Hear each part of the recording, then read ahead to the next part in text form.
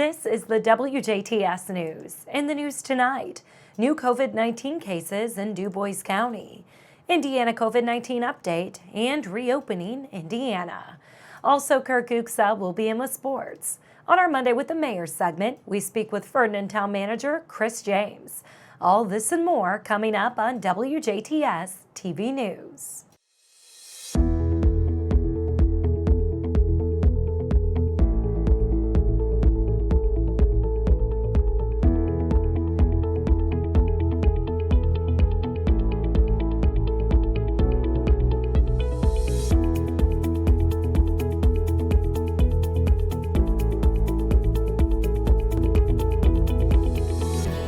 Good evening. I'm Jenna Schaffer with the news. The Du Bois County Health Department has confirmed 2 more positive cases of COVID-19. This brings the county total to 47 confirmed cases. Local health officials are working closely with the Indiana State Department of Health to ensure that close contacts of the patient have been identified and monitored. Everyone who may have had an exposure risk is being notified about the potential exposures so that appropriate infection control procedures can be followed. The positive cases are in isolation. Out of these 47 cases, 25 have recovered and are reporting as feeling well. Memorial Hospital and Healthcare Center in Jasper has updated its COVID-19 dashboard. As of Monday afternoon, 546 tests have been submitted. 470 negative results have been submitted. 17 test results are pending, 47 positive results in Du Bois County. Now, please remember, a patient's address will determine what county reports the positive case, not the county where the test was administered. For more information, visit mhhcc.org.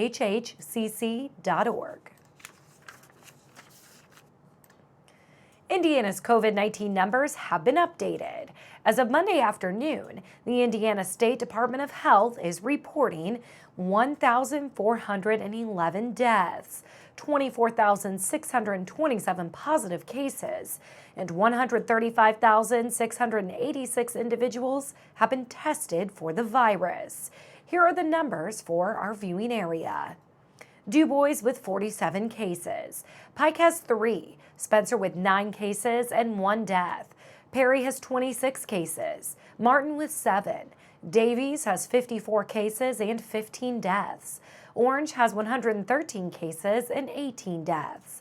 Knox has 21 cases. Crawford with 20. Posey with 15. Lawrence with 120 cases and 16 deaths. Gibson has 8 cases. Warwick, 123 cases, 20 deaths. And Vanderburg has 189 cases and 2 deaths.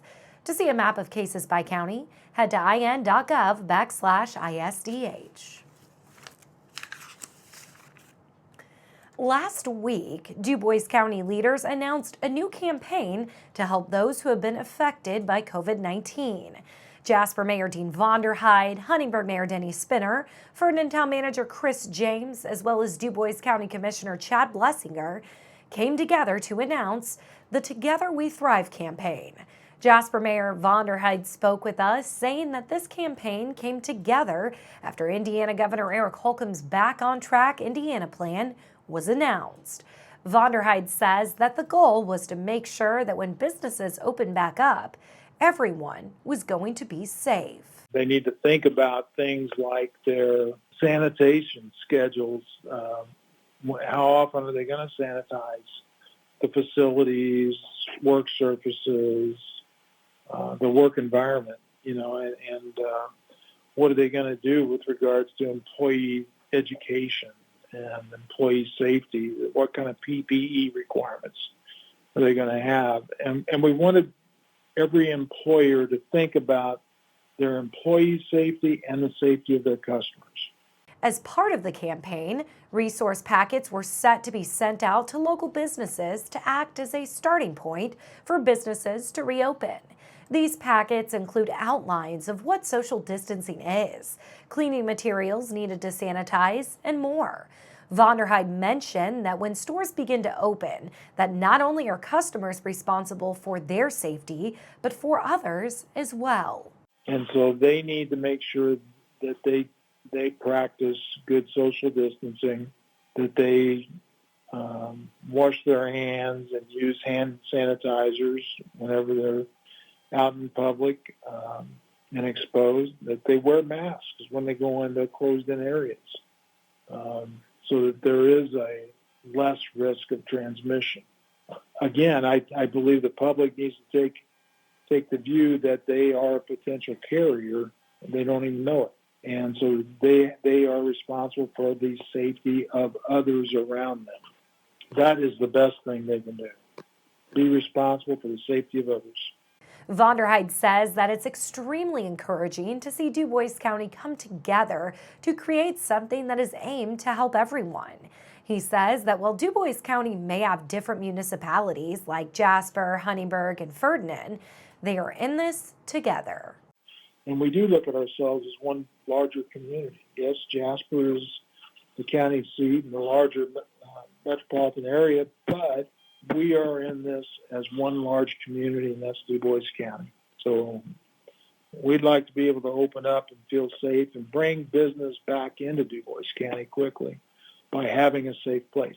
I mean, the fact that these businesses are going to have this in their windows saying they are ready, together we thrive, they're COVID-19 prepared, when they've got that in their window, it's saying that they've taken action and they've stepped up. And that, to me, that's where I would go shopping. To learn more about the Together We Thrive campaign, head to jasperindiana.gov. 2 Southridge students have placed in a state competition. Southridge High School students Sarah Hughes and Adriana Craig recently participated in the State Career Development Conference. The two placed third in Project Learning, a first for this category in the state. Craig and Hughes are part of the High School Jobs for America's Graduates program, otherwise known as JAG. JAG is a state-based national nonprofit organization within the Indiana Department of Workforce Development. In the Indiana Department of Workforce Development's Region 11, including Vanderburgh, Posey, Pike, Perry, Gibson, Knox, Warwick, Spencer, and Du Bois counties. The program is administered within the Work One system and directed by the region's Workforce Development Board.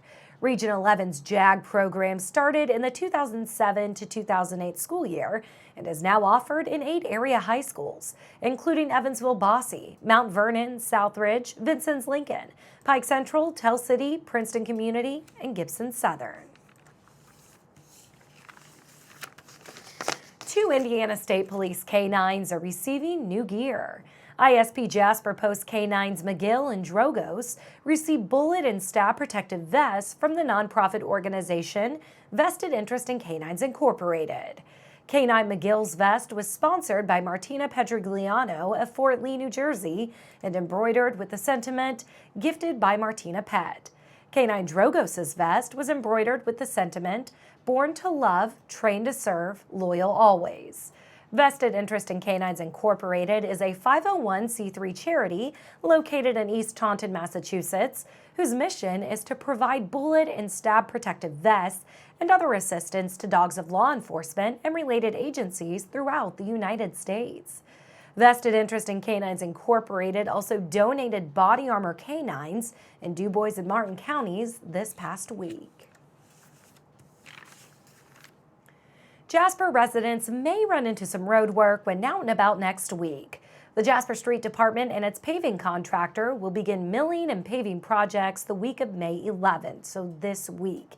2nd Street west of US 231 and Indiana Street will be milled on Tuesday, May 12th and Wednesday, May 13th. Paving will take place on Thursday, May 14th and Friday, May 15th. This portion of 2nd Street will remain open. However, drivers may experience delays and may wish to travel on an alternate route. This project will proceed barring inclement weather or any other unforeseen events. Despite the COVID-19 pandemic, Patoka Lake's June events are still on. Registration is open for the Full Moon 5K at Patoka Lake Beach. Runners will race on a 3.1-mile path through the woods on roadways, well-maintained gravel, and grass lane, and a paved bike trail lit by moonlight and tiki torches. All proceeds from the event will go towards supporting Patoka Lake's non-releasable raptors, a red-tailed hawk, eastern screech owl, and a bald eagle. The race takes place on Friday, June 5th at 9:15 p.m. at Patoka Lake Beach. Early registration is $25, which includes a race t-shirt. To register, head to fullmoon5k.itsyourrace.com. The annual Kids Fishing Derby is also still taking place at Patoka Lake. The event takes place on Saturday, June 6th from 9 a.m. to 11:30 a.m. Participants are instructed to park at the Osborne ramp off of Highway 145. The event is for children under 12 years old. They must be accompanied by an adult. Prizes will be awarded. The award ceremony will take place at 11 a.m. Due to the COVID-19 pandemic, advance registration is required this year. To register and for more information, call the Patoka Lake Nature Center at 812-685-2447. Participants should plan on bringing their own lawn chairs, sunscreen, and refreshments. Indiana is extending the Bureau of Motor Vehicles renewal deadlines. Governor Eric Holcomb signed the new executive order on Friday afternoon. Driver's licenses, identification cards, and vehicle registrations that expire prior to June 4th are now valid through June 4th. The BMV's deadlines are also extended for title transactions, salvage titles, and both off-road vehicle and snowmobile titles. Hoosiers who have an expiring state-issued professional license or permit now have until June 4th. The order also has guidelines to help recruit poll workers for the upcoming primary election by making sure election workers are able to collect their stipend without reducing their unemployment benefits. The state is slowly starting to reopen amid the COVID-19 outbreak. Governor Holcomb recently announced his plan to reopen Indiana's economy in staggered phases. State Senator Mark Messmer has more information about this plan in this week's Messmer Report. The current and second phase, which began on May 4th, allows all but 3 of Indiana's counties to reopen more of their businesses. Social distancing and capacity limitations will still be in place.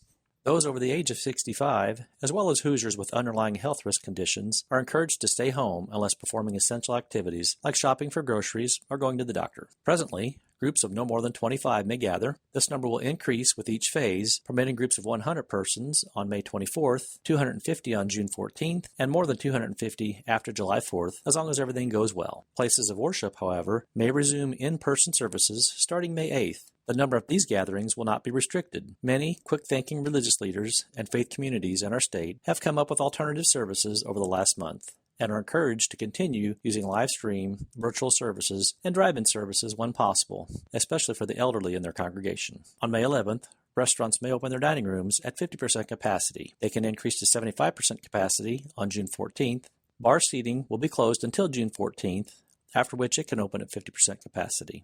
The current plan is to allow dining facilities to open at full capacity starting on July 4th. Retail businesses are now able to open at 50% capacity, which will increase to 75% capacity on May 24th and full capacity on June 14th. Personal service providers, like hair salons, can start opening on May 11th.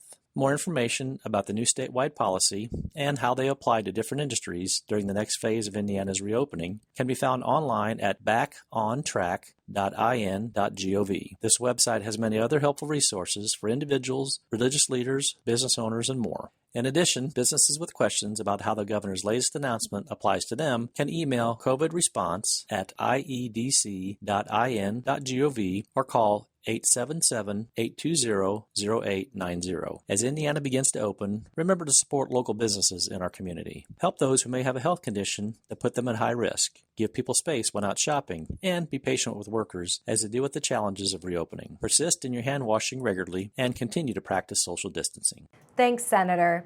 As always, feel free to contact his office directly with your questions and concerns by email at senator.messmer@iga.in.gov or by phone at 1-800-382-9467. Hoosiers will be able to return to riding trails at the Indiana Department of Natural Resources property soon. The DNR announced that they are resuming entrance fees and are reopening riding trails and restrooms in a press release on Friday afternoon. Turkey Run, Shades, and Indiana Dunes State Parks, both Deem Lake and Starve Hollow recreation areas, are starting to collect entrance fees starting today on Monday. All other DNR properties will resume charging entrance fees no later than May 15th. Other changes include equestrian and mountain bike trails will open for day use only today on Monday. Day use restrooms and vault toilets will open at DNR properties by May 15th. Until then, guests should come prepared for restroom use to be restricted. Nature centers and historic facilities and state park properties will open this week. However, hours may be reduced and social distancing may limit the number of guests allowed in the respective facility at one time. Marinas will open the week of May 11th with limited operations, which is this week. The Fort Golf Course is open and the Golf Pro Shop at Fort Harrison State Park reopens this week with self-service cart rental available with a limit of one person per cart. A complete status list for facilities and services at DNR properties is at on.in.gov/DNR COVID-19. Guests at DNR properties should remember the following when visiting. Practice social distancing at all times, particularly as you hike, picnic, or use boat ramps. Keep a minimum of 6 feet from other individuals you encounter for your safety and theirs. Keep your group size small, fewer than 25 individuals. Bring your own drinking water and hand sanitizer. If you picnic, bring and use a covering for your picnic table and take it with you when you leave.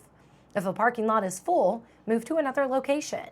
If you feel sick or running a temperature, plan a visit for a different day for the safety of other guests. Now we'll take a look at your weather forecast when we come back on 18 WJTS.